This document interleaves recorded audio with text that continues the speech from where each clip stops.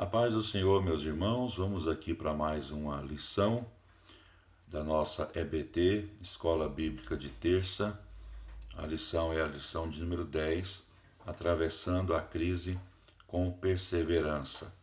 Vamos observar aqui o texto áureo. O texto áureo está no Salmo 119, verso de número 71. Foi-me bom ter sido afligido, para que aprendesse os teus estatutos. Verdade aplicada, diante das crises da vida, o cristão precisa persistir no Senhor a fim de alcançar a vitória. Objetivos da lição: expor a sutileza de Satanás contra os cristãos, demonstrar a autoridade de Deus sobre Satanás, apresentar a grandeza da misericórdia divina. Textos de referência se encontram em Jó, capítulo 1, versículo 8 até o 12. E disse o Senhor a Satanás: Observaste tu a meu servo Jó? Porque ninguém há na terra semelhante a ele, homem íntegro e reto, temente a Deus e que se desvia do mal. Então respondeu Satanás ao Senhor e disse: Porventura teme Jó a Deus debalde? Porventura tu não cercaste de sebe a ele a sua casa e a tudo quanto tem? A obra de suas mãos abençoaste, e o seu gado se tem aumentado na terra. Mas estende a tua mão e toca-lhe em tudo quanto tem, e verás se não blasfema contra ti na tua face. E disse o Senhor a Satanás: Eis que tudo quanto ele tem está na tua mão, somente contra ele não estendas a tua mão. E Satanás saiu da presença do Senhor. Nesta aula de hoje, nós não vamos contar aqui a história de Jó, porque a história é muito conhecida. Então a gente vai pegar essa história de Jó e extrair aqui lições, para a nossa vida, entendendo que Jó foi provado e a provação pode chegar para qualquer um de nós. Importa-nos manter a nossa fidelidade ao Senhor, assim como aconteceu na história de Jó. Então vamos aqui para o tópico primeiro. O tópico primeiro diz que a crise pode chegar a todos. Por meio da história de Jó, a gente aprende que a crise ela pode chegar e pode chegar de maneira inesperada e chega para todos. Nesses momentos, em que Deus nos prova, e Ele prova o justo, E muitas pessoas ficam até perguntando como pode, Deus provar o justo.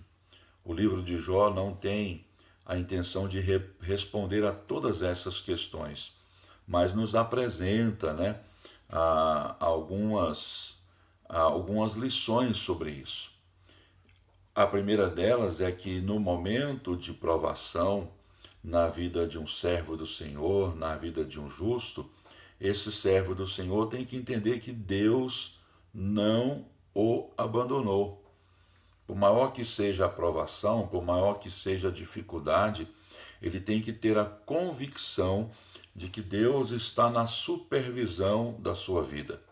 E que mesmo que o momento não seja favorável, Deus nunca o abandona. Deus jamais abandona um servo seu.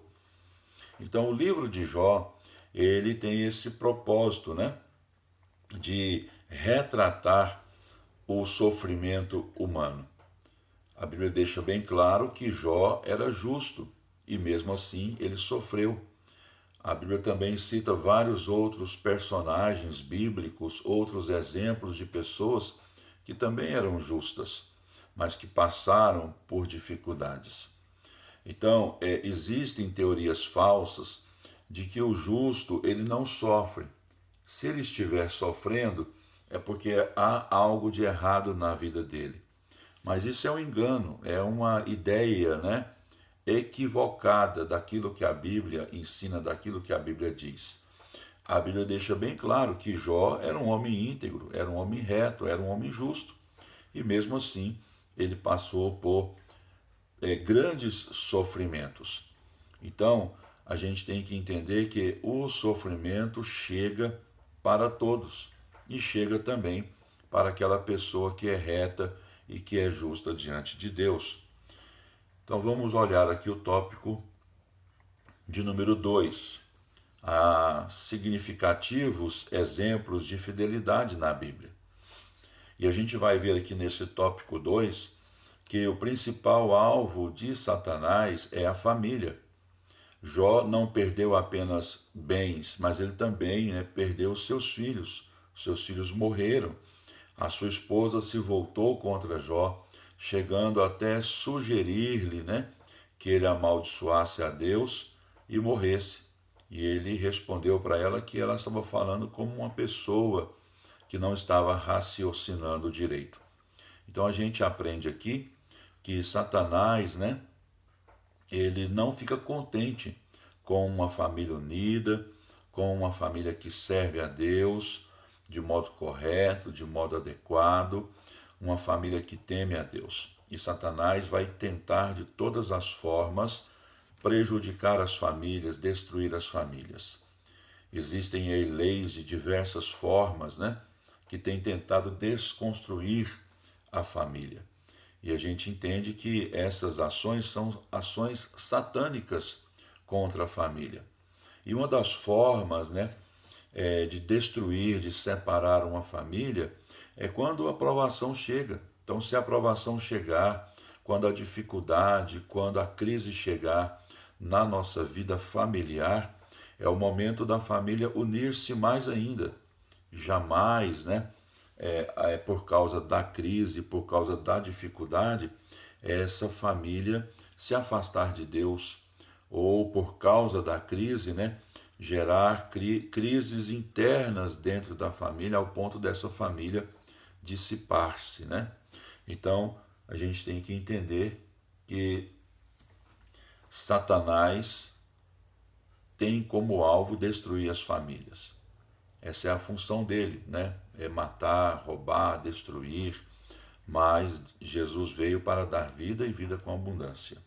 Então sejamos fiéis a Deus, não deixemos Satanás cirandar na nossa família nos momentos de crise. Para isso é necessário não renunciar à nossa integridade, como Jó fez a partir da sugestão da sua esposa, Ele manteve-se íntegro, ele não blasfemou a Deus e ainda repreendeu a sua esposa, dizendo que ela não estava raciocinando bem para dizer aquelas palavras. Então, a gente tem que entender que durante o período de crise, Deus continua cuidando dos seus servos. Embora não haja uma percepção exata, o porquê da provação, o porquê da crise, a gente tem que ter a percepção exata de que Deus está cuidando de nós, mesmo que a gente não entenda o porquê da crise, o porquê da dificuldade, mas temos que ter essa certeza, Deus cuida dos seus. Então vamos aqui para o tópico 3. No tópico 3 diz assim: servir a Deus em meio às dificuldades.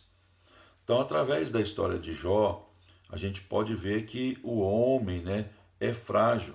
A gente pode perceber isso, que o homem é fraco.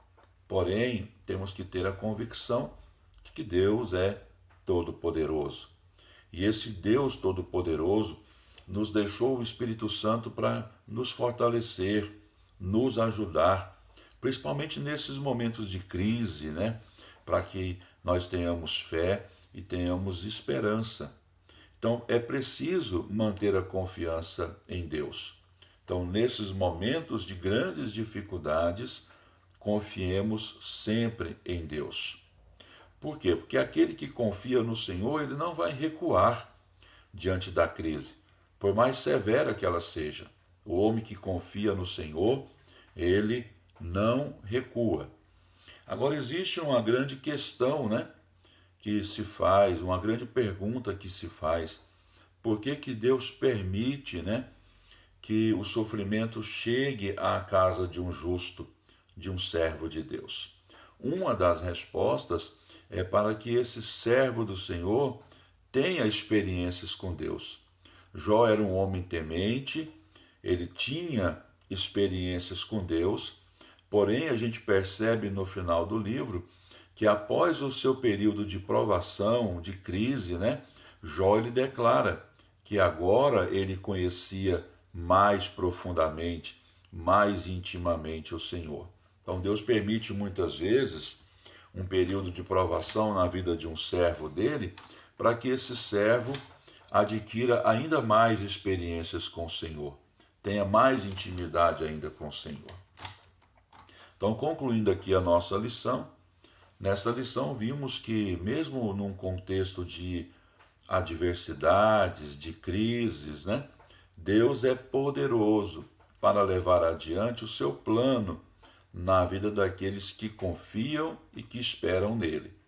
Então, assim como Deus fez com Jó, honrando Jó após o período de crise, né, fazendo com que Jó tivesse tudo em dobro, né, e vivesse muitos e muitos anos após o seu período de crise, vendo, né, a sua futura geração chegando, né, que ele teve novos filhos e filhas, ele conquistou prosperidade novamente, né? Então, aqueles que confiam no Senhor, mesmo depois da crise, vai ver Deus fazer grandes coisas na vida deles, como aconteceu na vida de Jó. Então, enquanto todos estavam vendo em Jó um cenário de morte, Deus vislumbrava na vida de Jó um cenário de vida e de prosperidade. Então, mesmo que a sua situação hoje não seja uma situação onde, do ponto de vista humano, esteja boa, né? Vamos dizer assim, confie no Senhor. O Senhor é o dono da nossa vida. Ele tem o melhor para nós. A Bíblia diz que os pensamentos de Deus, né, são muito mais altos do que os nossos. A nossa capacidade de enxergar não vai muito além, né? A de Deus não, a de Deus enxerga muito além. Ele sabe do nosso futuro. Então ele sabe o que é melhor para nós. Então vamos entregar a nossa vida, né? O controle da nossa vida na mão do Senhor. Então a nossa próxima escola bíblica, nós vamos falar sobre a lição de número 11, enfrentando as fornalhas da vida. E vamos abordar os seguintes assuntos, né? 3 jovens amigos de Deus, fé em tempos difíceis e um Deus que confunde o inimigo. Essa será a lição da nossa revista Betel, a nossa EBT digital, lição de número 11. Então que Deus abençoe a sua vida, que Deus possa, no momento de crise, trazer sobre a sua vida fidelidade, fé, esperança e perseverança, para que lá do outro lado, quando você vencer as provações, as crises da sua vida, você possa ver a vitória de Deus chegando até a sua vida. Em nome de Jesus, eu quero aqui abençoar a sua vida. Amém? Que Deus te abençoe, em nome de Jesus.